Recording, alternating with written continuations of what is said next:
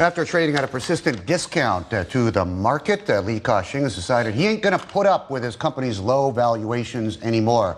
So, Emily, I hear that, I understand that as people get older, more mature, they like warmer weather. And I hear this time of year in Georgetown in the Cayman Islands, it is very, very nice weather. I think it's nice weather there all around the year, right? Probably.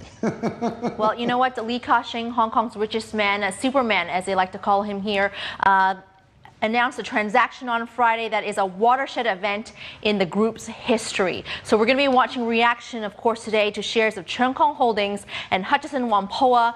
These are the two flagship companies of Li Ka-Shing. And of course, they're not going to be known as these names anymore. And let me explain to you, I'm sure you read it in the press. It was all over the papers on Saturday and Sunday. And this is a $24 billion restructuring with Churchouse Holdings offering $24 billion in stock to buy out Hutchison Whampoa. We saw a big reaction in the shares, the ADRs listed over in the United States. Churchouse and Hutch both gaining better than 9% in the U.S. listed shares. With this, they're going to be buying out Hutchison Whampoa and spinning off their property assets. Churchouse investors will swap shares 1-to-1 for stakes in the new holding company called CK Hutchison.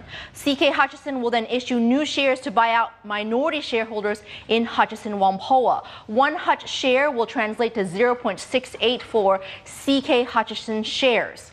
All CK Hutchison shareholders will get one CK property share for one CK Hutchison share. I hope I haven't lost you there. Now, all non-property assets will be held under the CK Hutchison Holding Company name, which is, of course, founded over in the Cayman Islands. So that includes everything, Bernie, from CK Infrastructure, the aircraft leasing business, retail, ports, telecom, and then the property business will be listed on the Hong Kong Stock Exchange by way of introduction. So that means no new funds will be raised. All real estate assets there, the Hong Kong and China ones, will be under that new listed company.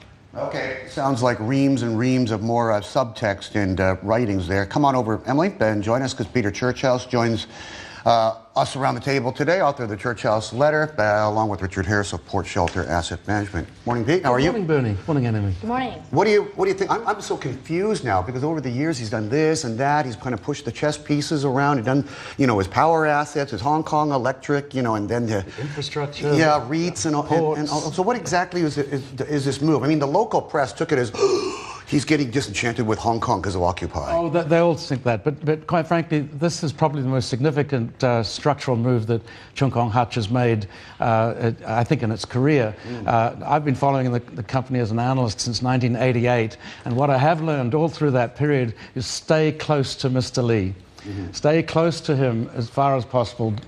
If you get further down the tree in the structure, perhaps you don't make as much. But if you stay very close to Mr. Li, i.e. at the top, you've done very, very well as a shareholder. He's delivered very good shareholder value over the last 20, 25 years. Right. And I think this move is going to do exactly the same thing again. And I'll bet Richard has been watching the Li moves across pretty much the same time spectrum as well, right? Yes, even though Peter and I are very, very different in age. Yeah. Oh, thank you, Richard. I'm the younger one. Yes, right, yes. Yes, I think actually you're quite right about Mr. Li. He's miles ahead of everybody else. I think what he's looking to do here is internationalize the company. This is a global company. It has nearly 300,000 people working for it. It's very large, so why should he tie himself to Hong Kong, which really is quite small? And the interesting thing with Peter I was going to ask was the Cayman move. I mean, that's putting the holding company in the Cayman Islands. Yeah, but you see, most of these Hong Kong companies, newly listed companies, even companies from China, have put their domicile really in Cayman or BVI or Bermuda. And that trend started back in the mid-'80s and early '80s when a lot of people went to Bermuda. And in fact, most Hong Kong listed companies moved their domicile many, many years ago. So I don't think that is a particularly important thing, really, other than the fact that it does give them a little bit more flexibility in corporate maneuvering of one way or another. They don't have to get certain permissions that you would have to get through the Hong Kong system. I think I'm one step ahead of Li Ka-Shing because I think some of my pension funds and ETFs are actually domiciled. I get the annual reports and you say Cayman Islands. Well, most funds are domiciled in Cayman or BVI. See, I'm feeling a really good company.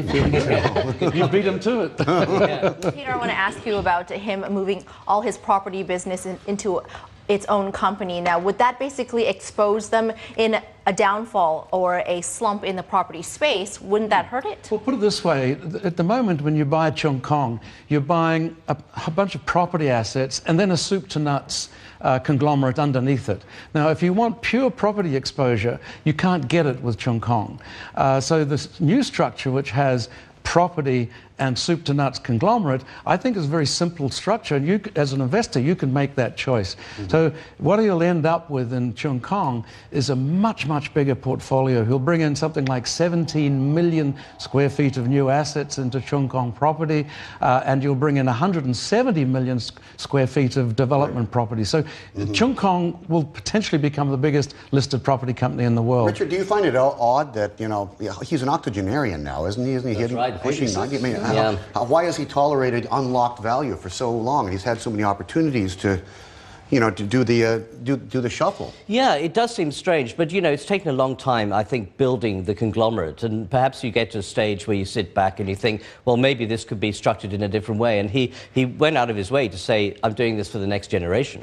So maybe it's a big move that he's doing at this stage, you know, while he's thinking about it, to actually put it together. So sometimes I think you have to take people's pronouncements like this at face value, and it will be a simpler structure to operate and manage than the current structure. So maybe his son Victor will find things a little bit easier when he's fully in control. Yeah. Speaking of Victor, Victor seems to be the only succession plan.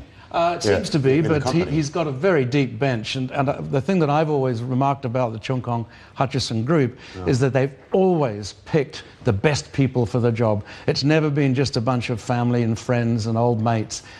They make it a point to go out and get great people to run their businesses. That's very, I think, quite rare in Asia. So I think that differentiates the Chung Kong Group. I think CNBC Asia should follow suit. I think we should relocate our studio to the Cayman Islands. We wouldn't have very many guests there. No? Well, I don't know. But they'd be in a good mood. I wouldn't mind. There you go. You got two already. Got two on board already. Thanks, Peter. All right, have a good one. Peter Churchouse with us.